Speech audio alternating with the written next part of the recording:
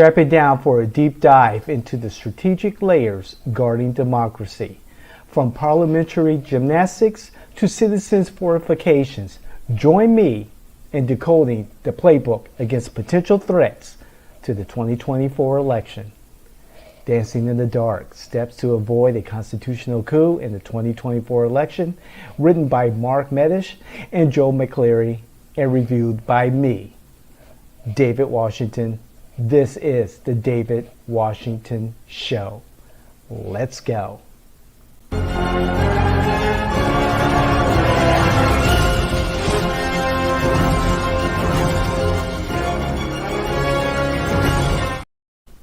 All right, everyone. Woo! This is the David Washington Show. I am your host, David Washington, your political innovator here at the J and Washington Network.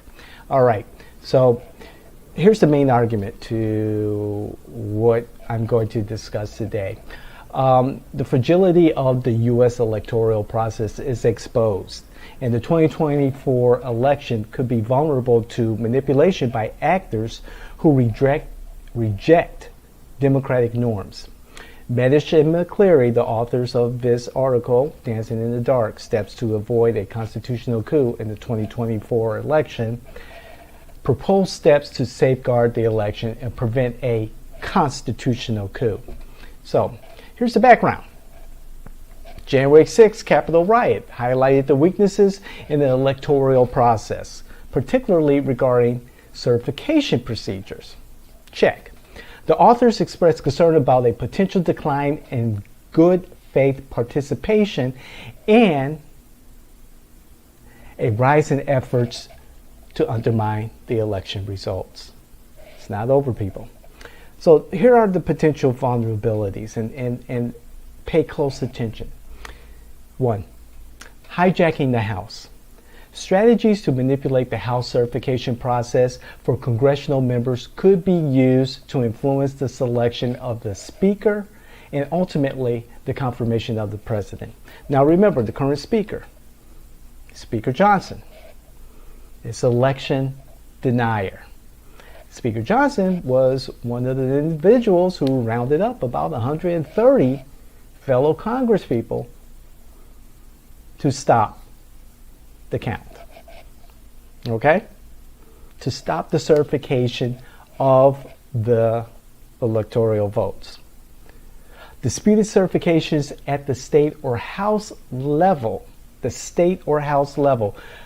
could delay the seating of a new House and prevent a clear majority of either party. In the mid-'80s, the Democrats seated their own candidate over the certified Republican in a heated contested election. So hey, there is a history of this occurring, and the Democrats are on the end of seating a congressperson despite the electoral conclusion that resulted in a Republican having that seat. That's in Ohio, if I remember correctly. Speaker Johnson, remember, a demonstrated election denier, could exploit House rules to manipulate the outcome. Second, short circuit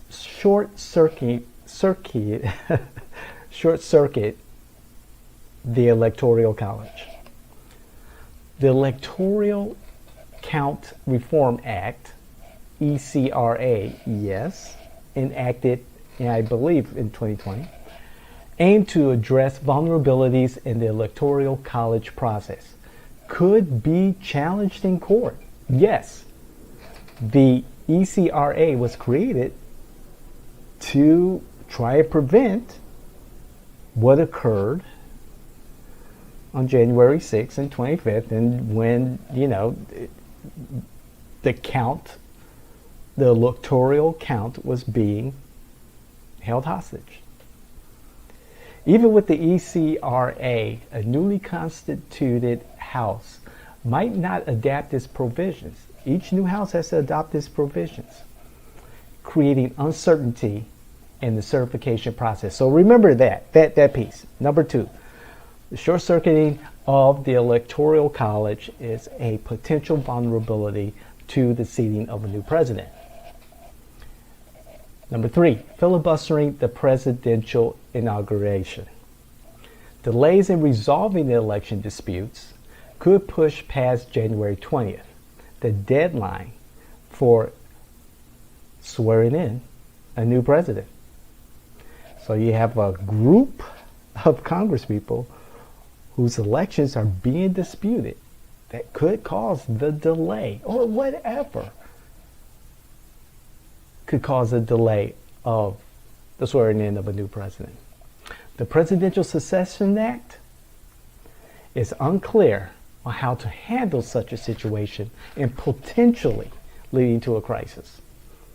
Now, here are some of the recommendations that were given by the authors. Public awareness, of course, you want to start there. Emphasize the importance of democratic norms and trust in the election process. Y'all need to get out there. Y'all need to get out there, either side, whoever, and let the public know. You need to educate yourselves. This is what is happening. This is what could happen. And yes, this is a possibility. Nothing's off the table. This is a possibility. Look at January 6th. Legislative action. Strengthen laws to protect against foreign interference, okay? Secure voting systems, okay? And ensure clear guidelines for resolving disputes. That's the key right there. If there's a dispute, how are these issues going to be addressed in a timely, efficient manner? Empowering election officials. Provide adequate resources and training for election officials across the country and every state and every county to effectively manage elections. That is important because we know that, some of these election offices, supervisors of elections, secretaries of states, do not have consistent methods across the state, across different counties, and counting the vote, the resources to bring people on board to be poll watchers or election judges and so forth and so on. We need to make that investment, and the last time I checked, we haven't made that investment in our electoral process, especially at the state and local level, and making sure that we have the finest electoral system in the world. And finally, international cooperation. Collaborate with allies to counter foreign interference and promote democratic values, real democratic values. That's a conversation for another day, but of course, international cooperation. We don't necessarily need, or maybe we do, you can challenge me on that, please comment. But we don't necessarily need election observers, international observers of our elections. You think? So,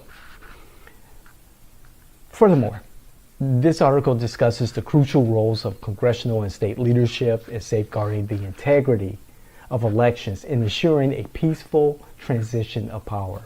It emphasizes the importance of a principled Speaker of the House who can utilize parliamentary tactics to prevent constitutional crises, such as attempts to manipulate the contingent election process.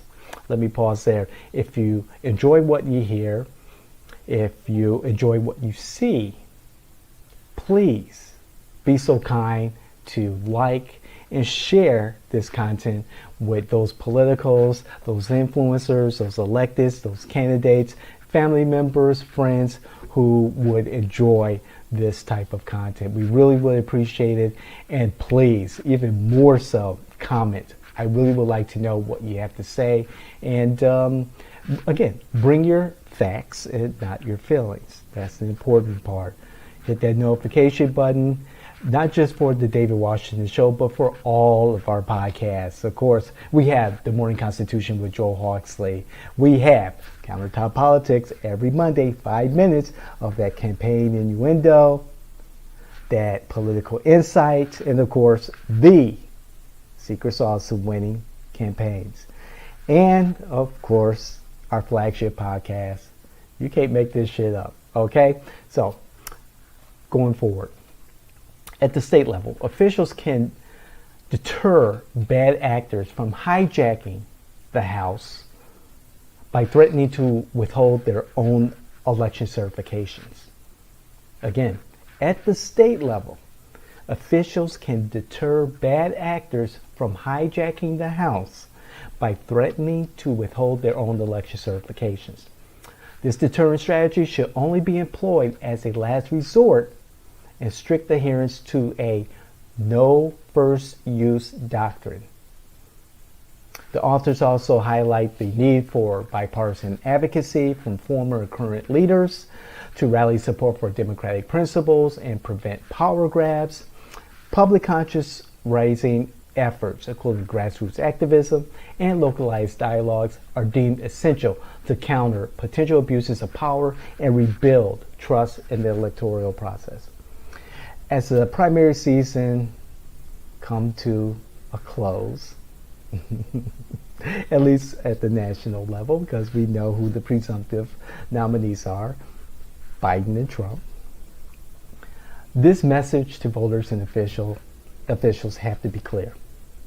Uphold the integrity of elections and reject any attempts to undermine popular sovereignty. Okay? Uphold the integrity of elections and reject any attempts to undermine popular sovereignty. In conclusion, this article warns against complacency and emphasizes the importance of preparedness in the face of deep societal polarization and extremist rhetoric to prevent the de-evolution of constitutional hardball into outright political turmoil. So, the role of the courts in upholding the law and the Constitution is important. The courts have to be involved if there is this legitimate threat to the 2024 elections. The potential dangers of constitutional hardball tactics used by both sides must be nipped in the bud right now. That potential needs to be addressed head on. The importance of one person, one vote, and ongoing legal challenges related to voting rights needs to be addressed. One person, one vote.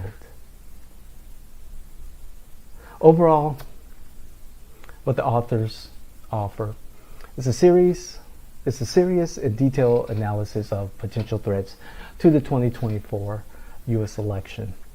It provides a strong call to action for various stakeholders to defend democratic institutions and ensure a peaceful transition of power in January 2025. Again, the article is Dancing in the Dark, Steps to Avoid a Constitutional Coup in 2024 Election, written by Mark Medish and Joel McCleary. I hope you found this helpful. Please read for yourself. Agree or disagree with what we said today, what we discussed today? Please, again, share your comments with me to continue the conversation, or, DM me. Please, you know how to reach me. Apex Politico on Twitter. Contact me there. Email me. Contact me through our other platforms. Stay informed with our newsletter, The Informer. You can find it on our website, at our blog, or on our LinkedIn page, the J in Washington LinkedIn page. Again, we appreciate if you like and comment and share our content. It means a lot to us, especially the comments. I really enjoy the feedback. I enjoy hearing what you have to say, your thoughts, and maybe we both can learn something new. Subscribe to our YouTube channel at J Washington, at J-Washington, and hit that notification button, okay?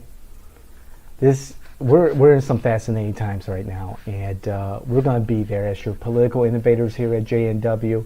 We're going to be there every step of the way. It's what we do. I enjoy what we do.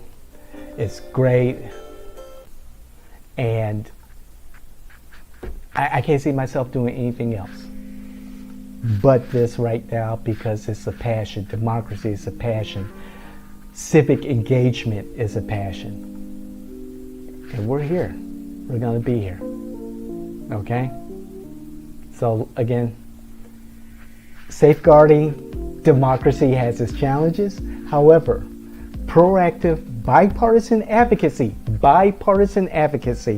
and grassroots engagement remain vital to prevent the erosion of our republic's foundational principles.